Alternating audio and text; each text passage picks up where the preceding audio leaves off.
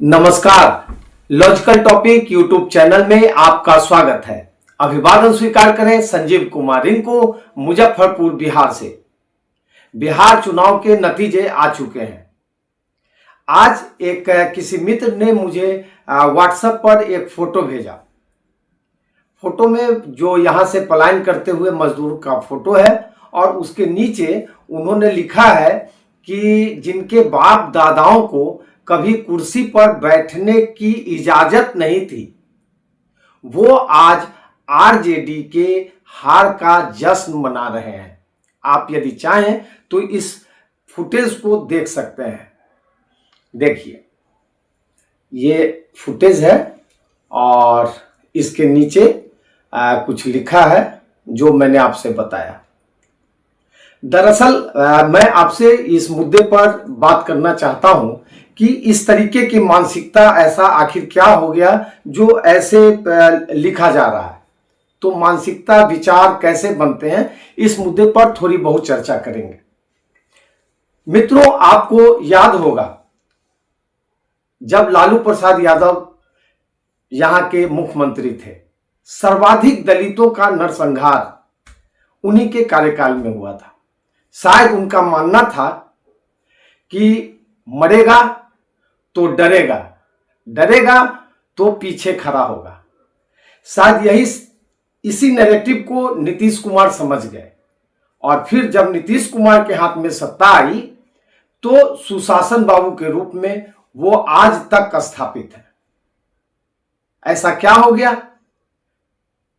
दोनों ओबीसी के UBC class के हैं, मतलब पिछड़े जातियों में ऊंची जाति के हैं और सुशासन के रूप में वो आज भी स्थापित है। पहले हम इस मुद्दे को समझने का प्रयास करते हैं कि आखिर जो नैरेटिव बनता है, जो हमारे जो विचार बनते हैं, जो कॉन्सेप्ट आते हैं विभिन्न दलों के बारे में, वो कैसे आते हैं।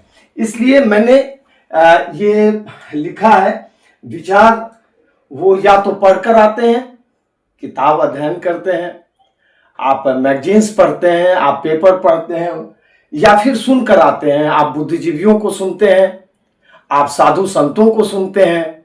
आप क्या सुनते हैं? फिर देख कर आता है। आप टीवी देखते हैं, यूट्यूब चैनल देखते हैं, फेसबुक देखते हैं, इंस्टाग्राम देखते हैं और फिर इन चीजों को देखकर आप विचार करते हैं कि हाँ, ऐसा हो सकता है। फिर आस पड़ोस को देखकर, समाज को देखकर आप एक धारणा बनाते हैं कि हाँ, फलाना आदमी जो कह रहा था, फलाने चैनल पर बोल रहा था, वास्तव में कुछ ऐसा ही है कि नहीं? आप ऐसा सोचते हैं कि नहीं? लेकिन आज परिस्थितियां कुछ ऐसी है कि प्रत्येक यूट्यूबर, कोई भी आपको तटस्थ नजर नहीं आएगा। लगता है कि किसी राजनीतिक दल का वो एजेंट हो। चाहे वो ओबीसी वर्ग का है तो ओबीसी के लिए कर रहा है, वो सवर्ण क्लास के किसी महापुरुष का नाम तक नहीं ले रहा है। तो आप जब माइन्यूट सर्वेक्षण करेंगे तो आपको लगेगा कि ये यूट्यूबर या ये चैनल के लोग इस दल के लिए काम कर रहे हैं या इस वर्ग के लिए काम कर रहे हैं। ऐसे में हमारा जो लॉजिकल टॉपिक्स जो यूट्यूब चैनल है वो खोलने की आवश्यकता महसूस हुई और कोई कारण नहीं है। इसमें हमारा उद्देश्य ये है कि कम से कम जो हमारे व्यूअर्स हैं उनमें मैक्सिमम तर्क, विवेक और वैज्ञानिक चेतनाओं का विकास हो सके। तो मैंने ये किया। आज जो परिस्थितियां हैं इसमें दो चीज समझना पड़ेगा कि आखिर इन नेताओं का उद्देश्य क्या होता है। एक आप देखेंगे नफरतकारी और दूसरा विभाजनकारी। नफरतकारी बातें की जा रही है और विभाजनकारी बातें की जा रही है। ये क्यों? तो सत्ता के लिए। सत्ता मतलब पहले से जो प्रतिस्थापित है वो उसे छीना तो नहीं जा सकता, उन्हें विस्थापित किया जाता है। इसलिए प्रत्येक वर्ग, जैसे सत्ता में आप देखेंगे कि प्रत्येक जगह चेंज होगा। एक कौतूहल जो डायरेक्ट या इनडायरेक्ट रूप में राजनीति में नहीं भी है, फिर भी उसकी जिज्ञासा बनी होती है क्यों? इसलिए बनी होती है कि आप देखेंगे कि सत्ता का बिल्कुल स्वरूप साथ सब कुछ बदल जाता है। जैसे प्रशासन, आप देखेंगे सड़क पर ट्रैफिक पुलिस उसका प्रतिनिधि होता है। न्याय के लिए प्रथम प्रतिनिधि कौन होता है? थाना अध्यक्ष बदल जाते हैं, उसका सीन बिल्कुल चेंज हो जाता है।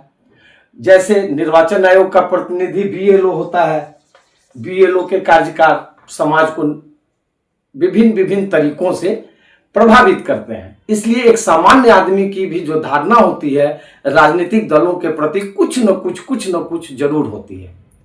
मित्रों, आज ये वीडियो छोटा सा वीडियो है। मैं जानता हूं कि आप काफी समय निकालकर मेरा वीडियो देखते हैं, इसलिए मैं पार्ट करके उन कुछ मुद्दों पर मैं आपसे समय समय पर बात अपनी रखूंगा और हमारी कोशिश होगी कि आप अपना विचार जरूर दें। ये छोटा सा वीडियो है, अगर आपको लगे कि ये बातें जेन्युइन है तो इसे शेयर कीजिएगा।